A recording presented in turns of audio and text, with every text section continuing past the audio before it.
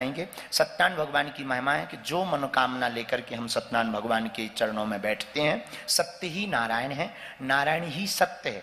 उनको पाने के इस 5 अध्यायों में विधि का उपाय बताया गया, कथा नहीं है, विधान और उपाय बतलाया गया। कथा क्या है? भगवान विष्णु का चरित्र ही सत्यनारायण की कथा है। इसलिए इन 5 अध्यायों के अंतर्गत 3 दिनों में हम लोग जो 5 अध्यायों की श्री सत्यनारायण भगवान की व्रत कथाओं को सुनेंगे, बहुत गंभीरता पूर्वक सुनेंगे। आती भी हो फिर भी सुनना। हनुमान जी का स्वभाव है, उन्हें प्रत्येक कथा आती है, फिर भी वो वैसे ही सुनते हैं जैसे कुछ जानते ना, दीन भाव में वही आंखों से आंसू बहाते हुए। आती भी हो तब भी सुनना और बहुत धैर्यता पूर्वक सुनना। जो मन में मनोकामना हो, पहले भगवान विष्णु का जो चित्र लगा है ध्यान कर लो, पीछे चित्र लगा भगवान श्री हरि का, इनको प्रणाम कर लो, वंदन करो, अपने गुरुदेव भगवान को भी ध्यान करो। देखो सत्यनारायण भगवान के लिए भागवत में वर्णन आया, सत्यव्रतम सत्य परम त्रिसत्यम सत्यस्य योनिस्तम च सत्ये सत्यस्य सत्यम मृत सत्य नेत्रम सत्यात्मकम त्वाम शरणम प्रपन्नः। 9 बार सत्य सत्य कहा, 9 बार ही है ना, 9 बार सत्य सत्य कह करके भागवत में ठाकुर जी की स्तुति की। इस स्तुति का कारण सिर्फ इतना है, भगवान ही सत्य है और सत्य ही भगवान है, इनके अलावा सब कुछ मिथ्या है। ब्रह्म ही सत्य है, जगन मिथ्या है, जगत मिथ्या है, ब्रह्म सत्य है। ऐसे भगवान श्री नारायण जिनके नाम पर बद्रीनाथ भगवान है, ऐसे भगवान श्री महाविष्णु के इस पावन धाम में हम लोग सत्यनारायण की कथा को श्रवण कर रहे हैं, करवा रहे हैं आप लोग, और श्रवण भी कर रहे हैं आप लोग। ये हम सबका सौभाग्य है। तो भगवान श्री हरि को तुमेव माता तुमेव बंधुश्च सखा तुमेव विद्या तुमेव सर्वं तुमेव सर्वं तुमेव सर्वं ओम विष्णवे नमः, ओम विष्णवे नमः, ओम विष्णवे नमः। शांताकारं भुजगशयनं पद्मनाभं सुरेशं विश्वाधारं गगनसदृशं मेघवर्णं शुभांगं लक्ष्मीकान्तं कमलनयनं योगवीर्ध्यानगम्यं वन्दे विष्णु भवभयहरं सर्वलोकैकनाथं। भगवान नारायण को प्रणाम कर लीजिए। हम सब ने यह भगवान को स्मरण किया, ध्यान किया है, उनको बुलाइए अपनी मन की मनोरथ पूर्ति के लिए। जो आप मनोकामना को पूर्ण करना चाहते हैं उसको आप मन ही मन में बोलिए।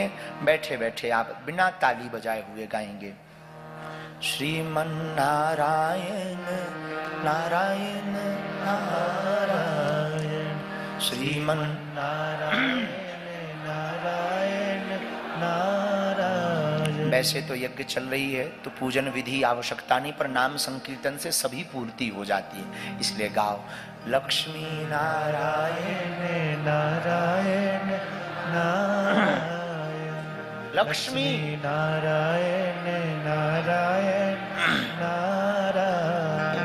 जो नारायण नाम लेते हैं, नारायण नाम लेते हैं, पाप होते सब क्षारायण।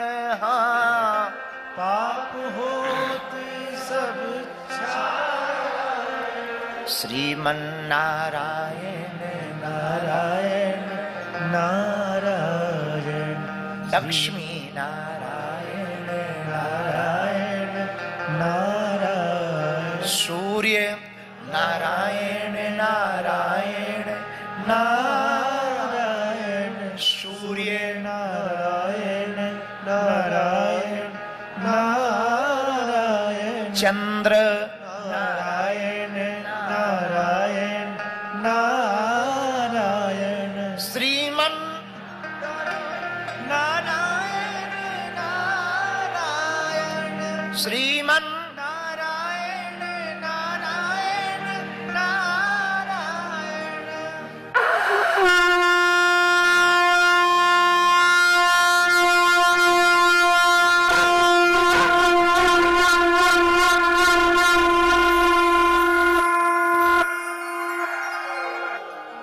लक्ष्मी नारायण भगवान की जय हो।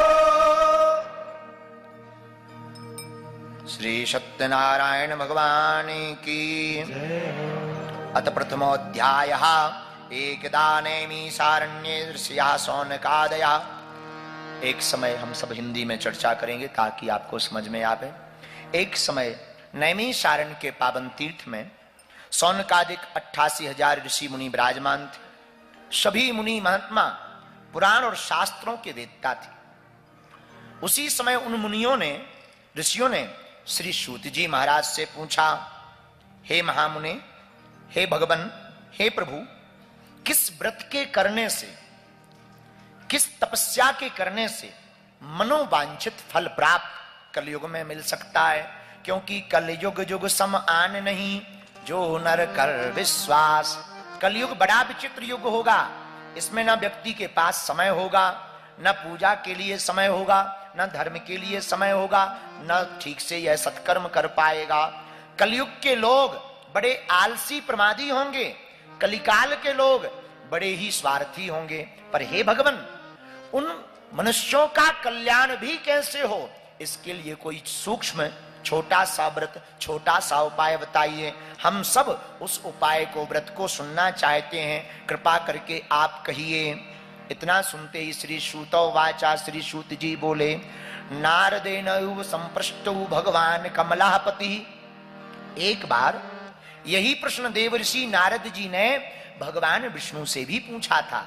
हे मुनियो, तुम धन्य हो जो तुमने कलयुग के मनुष्यों के कल्याण के लिए हमसे प्रश्न किया है। यही प्रश्न नारद जी ने भगवान विष्णु से भी किया था कि कलिकाल के लोगों का कल्याण कैसे होगा, वह कम समय में। क्योंकि तपस्या के लिए समय नहीं मिलेगा, जप के लिए समय नहीं मिलेगा, तप के लिए समय नहीं मिलेगा, यज्ञ बैठने में समय नहीं निकाल पाएगा। ऐसे अल्प समय में वह कैसे पुण्य को प्राप्त करे, कैसे फल को प्राप्त करे, कृपा करके हमको बतलाइए। जब योगी राज श्री नारद जी ने संसार के नाना योनियों में जन्मे हुए मनुष्यों के कल्याण के लिए भगवान श्री हरि से प्रार्थना की और कहा, हे भगवान, नाना योनियों में जन्मे हुए मनुष्य नाना प्रकार के दुखों से, क्लेशों से युक्त रहेंगे, नाना प्रकार के भोग भोगेंगे, कष्ट पाएंगे। इनके दुखों का निवारण सुनिश्चित रूप से कैसे नाश हो सकता है, ऐसा हमारे मन में विचार है, हमको कहिए। भगवान श्री नारद जी उनके पास पहुंचकर भगवान श्री विष्णु का ध्यान करते हैं, स्वरूप का ध्यान करते हैं, प्रार्थना करते हैं। चार भुजाओं वाले भगवान नारायण हैं। इनके एक हाथ में शंख है, एक हाथ में चक्र है, एक हाथ में वज्र है, एक हाथ में पद्म है। बन की माला भगवान श्री हरि पहने हैं। विष्णु भगवान के गले में बन की माला है। भगवान विष्णु का शुक्ल वर्ण है। कैसा वर्ण है? वर्ण का मतलब स्वरूप कैसा है? शुक्ल वर्ण है, नील जैसा स्वरूप है भगवान का। शुक्ल वर्ण के श्री हरि भगवान विष्णु नारायण हैं। भगवान श्री हरि के स्वरूप को देखकर देवर्षि नारद जी देव स्तुति करने लगे, कहने लगे, हे भगवान, आप वाणी व मन से परे हैं, अनंत स्वरूप वाले हैं, अनंत शक्ति संपन्न हैं। आपका न आदि है, न मध्य है, न अंत है। आप तीनों से रहित हैं। आप निर्गुण हैं, गुणातीत हैं। भगवान निर्गुण हैं, निराकार भी हैं। भगवान निराकार ही हैं, पर भक्तों के लिए वह साकार बनकर प्रकट हो जाते हैं। जैसे हवा का कोई आकार नहीं है, पर गुब्बारे में डालने से गुब्बारे की हवा हो जाती है, हवा का गुब्बारा हो जाता है। वैसे ही भगवान निराकार हैं, परंतु भक्तों के कल्याण के लिए भगवान साकार बनकर के प्रकट होते हैं। इसी स्तुति को देव ऋषि नारद जी भगवान से कर रहे हैं। आप अनंत शक्ति संपन्न हैं, आपका ना आदि है, ना मध्य है, ना अंत है।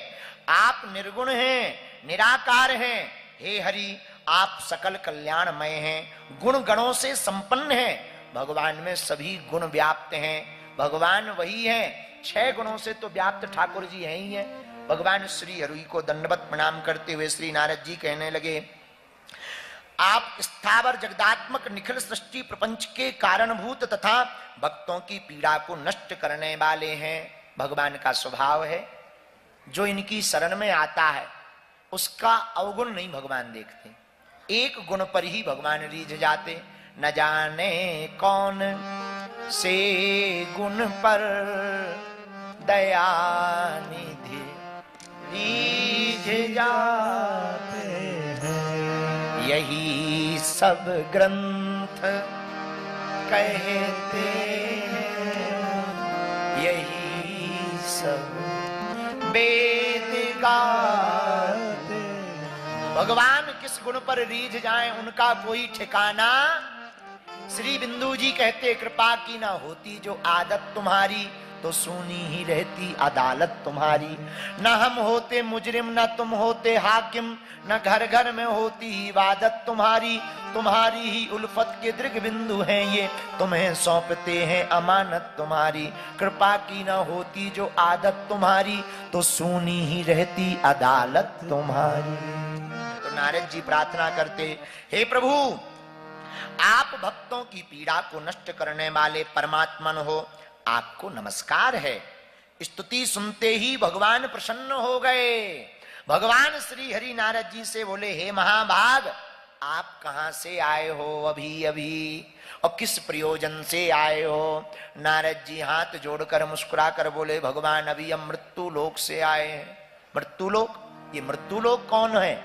जहां हम लोग रहते हैं इसी लोक का नाम मृत्यु लोक है, जहां सबको मरना है। आदि जगत गुरु शंकराचार्य ने कहा, पुनरपि जन्मम पुनरपि जननी जठरे शयनम।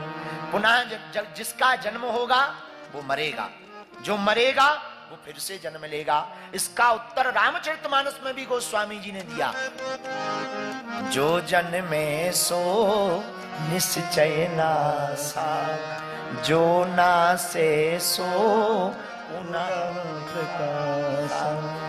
तो मृत्यु लोक कौन है? जिस लोक में हम लोग रहते हैं इसी लोक का नाम है, क्या नाम है? मृत्यु लोक मतलब जो जन्म लिया वो मरेगा। यहाँ सब कुछ नाशवान है। संसार का मतलब ही है जो नित्य सरक रहा हो, यही संसार है। इसमें नित्य सब कुछ खिसक ही रहा है। संसार भी खिसक रहा। कुछ या अब कथा के बीच में बोलना नहीं चाहिए, पर उदाहरण देना चाहिए। दृष्टांत कुशलोधीरा वक्ता कार्य है, तो उदाहरण के रूप में बताएं। संसार खिसक रहा, यहीं बगल में जोशी मठ में पूरी जमीन ही खिसक रही। संसार खिसक रहा है, नित्य चल रहा है, इसी का नाम संसार है। तो नारद जी से पूछा, कहां से आए हो? मृत्यु लोक से आए हैं। क्या करने गए थे? महाराज, नाना प्रकार के मनुष्यों को पीड़ा से दुखी देख करके हमारा मन बड़ा दुखी हो गया है। मृत्यु लोके जनः सर्वे नाना क्लेश समन्वितः, नाना योनि समुत्पन्नः पच्यन्ते पाप कर्म भी। महाराज, मृत्यु लोक में अपने पाप कर्मों के द्वारा विभिन्न योनियों में उत्पन्न सभी लोग बहुत प्रकार के क्लेशों से दुखी हो रहे हैं। भगवान बोले, हम क्या करें? अगर वो दुखी हो रहे, जो करेगा सो भरेगा। उन्होंने कर्म किया है सो पा रहे। भगवान, आप दयालु हो, दीनानाथ हो। हम आपसे उन मनुष्यों के दुखों के निवृत्ति के लिए कोई लघु उपाय, छोटा सा उपाय पूछने आए हैं। अगर आप वह उपाय बता देंगे, आपकी बड़ी कृपा होगी। इतना कहते ही भगवान मुस्कुरा करके नारद जी से बोले, धन्य है साधु, साधु साधु साधु, धन्य हो धन्य हो। साधु कौन? अष्टादश पुराणेषु व्यासस्य वचनम द्वयम, परोपकाराय पुण्याय पापाय परपीडनम। साधु कौन है? जो परोपकार की भावना से जीवन जीता है, जो दूसरों के हित के लिए जीता है, जो केवल अपने लिए जिए वो दानव, जो अपने साथ साथ दूसरों के लिए जिए वो मानव, और जो केवल दूसरों के लिए जिए वही साधु कहलाता है। तो धन्य है नारद जी। साधु साधु साधु कहते हुए भगवान मुस्कुरा करके बोले, हे वत्स, संसार के ऊपर आपने अनुग्रह करने की इच्छा से बहुत अच्छी और उत्तम बात पूछी है। एक व्रत हम बतला रहे हैं नारद जी, जिसके करने से प्राणी मोह से मुक्त हो जाएगा। मतलब देखो, संसार में जितना भी दुख है वो मोह का है।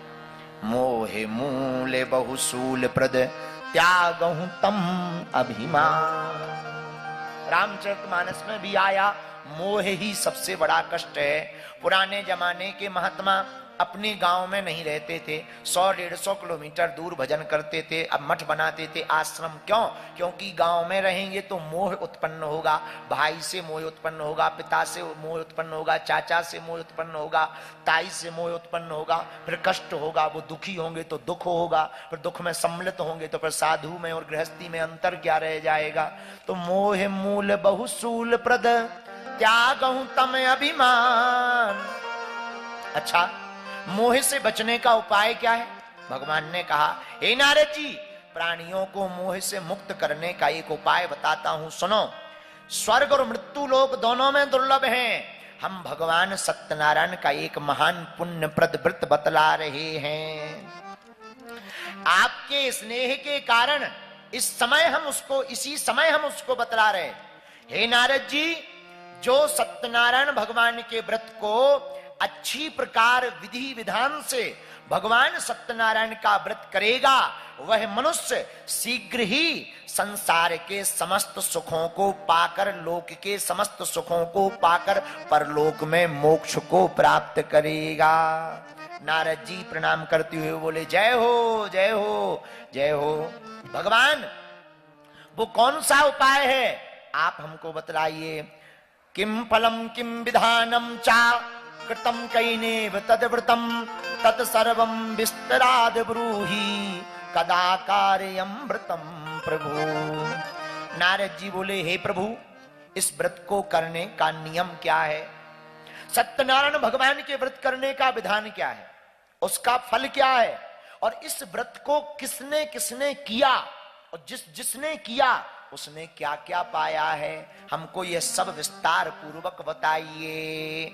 पूरा एक एक करके बताइए, कैसे करना चाहिए, कब करना चाहिए, किसने किसने किया है, हमको विस्तार पूर्वक बताइए। भगवान बोले, यह सत्यनारायण भगवान का व्रत दुख शोक आदि का शमन करने वाला है, दुख को मिटाने वाला है, शोक को हरने वाला है, यह धन धान की वृद्धि करने वाला है, बंधन में पड़े हुए व्यक्ति को बंधन से मुक्त करने वाला है, संतानहीनों को संतान देने वाला है। यह सत्यनारायण भगवान का जो व्रत करेगा, सत्यनारायण का व्रत मतलब सत्य के व्रत को जो करेगा, सत्य के पालन को जो करेगा, सत्य पर जो चलेगा, सत्यनारायण की जो चर्चा करेगा, जो सत्य का अनुसरण करेगा, हे नारद जी, उसकी सर्वत्र सब जगह विजय होगी, धन से युक्त हो जाएगा, बंधन से मुक्त हो जाएगा, सौभाग्य संतान प्राप्त होगी। जिस किसी दिन भी यह भक्ति और श्रद्धा समन्वित होकर भक्ति भाव से इस व्रत को करेगा, उसकी मन वांछित इच्छा पूर्ण हो जाएगी। जय हो महाराज। कब करना चाहिए? किसी भी दिन। कथा को, सत्यनारायण की कथा करने का कोई भी दिन निश्चित नहीं है। कब, कौन सी तिथि? किसी भी तिथि। कितने समय? इसका समय बताया। बोले कब? बोले जब गोधूली का समय होवे, सायंकाल समय इस व्रत को करना चाहिए। आजकल के जमाने में 8 ही बजे सत्यनारायण की कथा हो के बोले महाराज बहू बेटा भूखे हैं, कथा कर दो। 8 ही बजे पूरी हो जाती है। फिर कहते महाराज हर अमावस्या सत्यनारायण सुंदर कुछ नहीं हो रहा, ठटरी के बरे हैं? अरे भाई सत्यनारायण के नियम को तो समझ लो। 4 अंकों का 4 डिजिट का पासवर्ड है। 3 डिजिट बढ़िया डालो, 1 डिजिट गड़बड़ डाल दो तो क्या पासवर्ड का लॉक खुलेगा?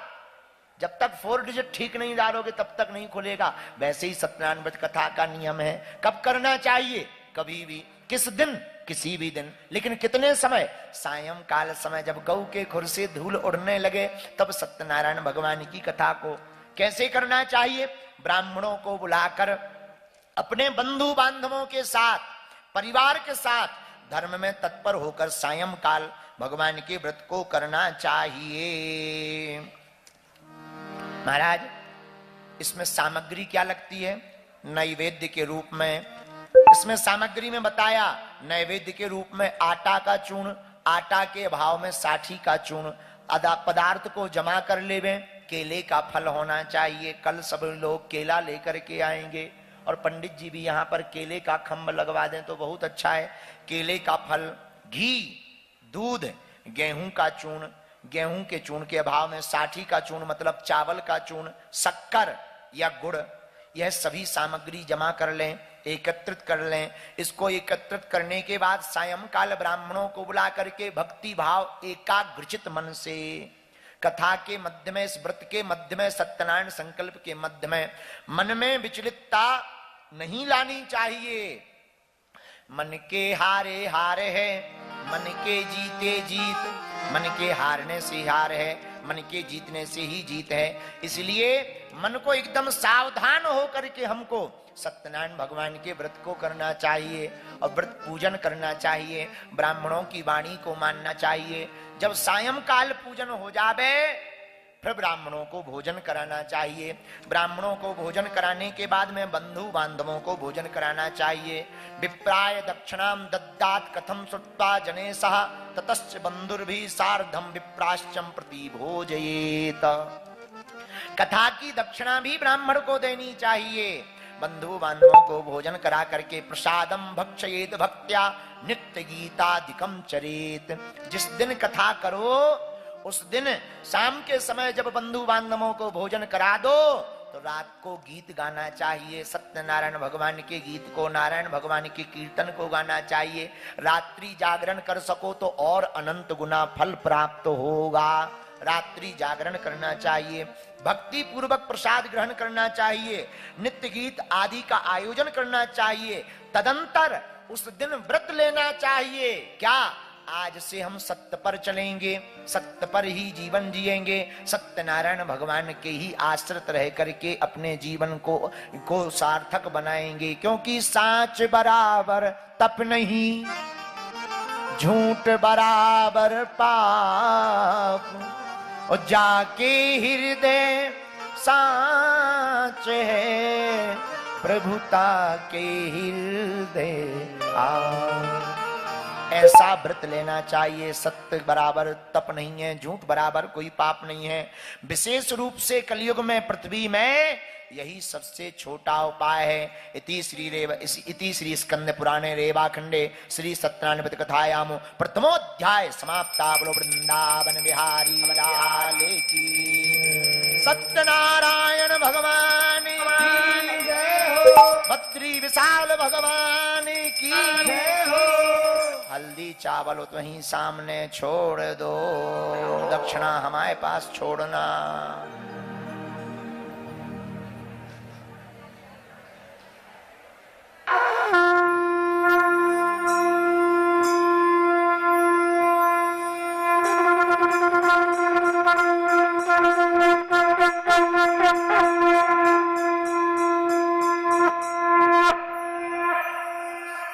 लक्ष्मी नारायण भगवान की जय हो। सत्यनारायण भगवान की जय हो। ये पहला अध्याय हो गया। कल हम इस कथा को जिसने किया उसे क्या मिला इसके बारे में कल बताएंगे। कल हल्दी चावल पुष्प लेकर के आना, थाली अपनी लेकर के आना, केले का फल प्रसाद लाना, केला लाना। ला सको तो ठीक है, ना ला सको तो चलेगा, हम यहीं इकट्ठा सामूहिक लगवा देंगे और फिर वो संतों को ब्राह्मणों को वितरण। हाँ, कल की सूचना और सुन लो, महाराज जी ने हमें बता दी, कल निर्जला एकादशी भी है, हैं? कई जगह आज है, साधुओं की कल है, आज भी मनाई गई, आज भी मनाई गई, कल भी है। हाँ, दोनों हैं, बुरा ना मानना। तो कल दूसरे अध्याय की चर्चा हम सुनाएंगे। सत्यनारायण भगवान की कथा हम लोग जो है बद्रीनाथ में, देखो इंदल लाऊ, सत्यनारायण सुनबे तुम जो है छतरपुर से चलकर यहाँ आए। तो ये भगवान की बड़ी कृपा। अब 2 मिनट पहले नारायण कीर्तन कर लो, बैठे बैठे ही करना है, खड़े नहीं होना है। नारायण नाम कीर्तन कर लें, इसके बाद में कथा विराम की ओर चलेंगे। जय जय नारायण नारायण नारायण, लक्ष्मी नारायण नारायण नारायण, लक्ष्मी नारायण नारायण नारायण, जय जय नारायण नारायण नारायण, जय जय नारायण नारायण नारायण, लक्ष्मी नारायण नारायण नारायण, लक्ष्मी नारायण नारायण नारायण, सूर्य नारायण नारायण नारायण, सूर्य नारायण नारायण नारायण, जय जय बद्री विशाला की जय, बोलो बद्री विशाला की जय, बोलो भद्रशाला की जय, बोलो भद्रशाला की जय, बद्री विशाला बद्री विशाला बद्री विशाला बद्री विशाला, बद्री विशाला बद्री विशाला, बद्री विशाला बद्री विशाला, तेरे भक्त खुशहाला बद्री विशाला, तेरे भक्त खुशहाला बद्री विशाला, तेरे भक्त खुशहाला बद्री विशाला, तेरे भक्त खुशहाला बद्री विशाला, भक्त खुशहाला तेरे बद्री विशाला की जय, भक्त खुशहाला तेरे बद्री विशाला, ओ बद्री विशाला जय, बद्री विशाला, बद्री विशाला जय, बद्री विशाला, बद्री विशाला जय, बद्री विशाला, बद्री विशाला जय, बद्री विशाला, बद्री विशाला जय, बद्री विशाला, बद्री विशाला जय, बद्री विशाला, जय जय नारायण नारायण नारायण, जय जय नारायण नारायण नारायण, जय जय नारायण नारायण नारायण, लक्ष्मी नारायण नारायण नारायण, लक्ष्मी नारायण भगवान की जय हो, बद्रीनाथ भगवान की जय हो, गौ माता की, जय हो, श्री बागेश्वर हनुमान जी महाराज की, जय हो, साधु समाज की, जय हो, गौ माता की। जय हो, अच्छा, आप लोगों को किसी को रहने में कोई असुविधा तो नहीं है? आनंद आ रहा है? यज्ञ कर रहे हो? यज्ञाचार्य जी भगवान ने बुलाया है, हमारी अपनी बड़े सौभाग्य हैं, 2 यज्ञाचार्य बैठे हैं।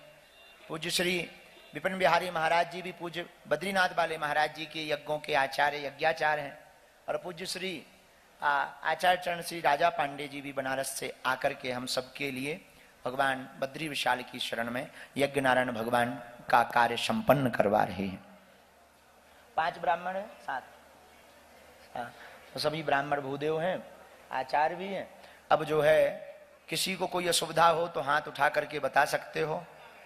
ऐसे हमारे पूज्य एक संत कहते थे, उनके यहाँ कथा करने जाओ, जिस दिन वापसी होती थी तो वो कहते थे, आपको जी असुविधा में कोई कमी तो नहीं रही?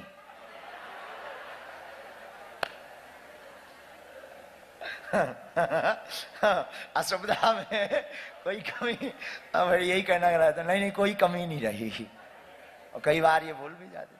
तो बड़ा सौभाग्य। खूब हमें तो देखो, तुम्हें आनंद आ रहा हो ना आ रहा हो, अपना तो आ रहा हो। अच्छा, आनंद आ रहा है।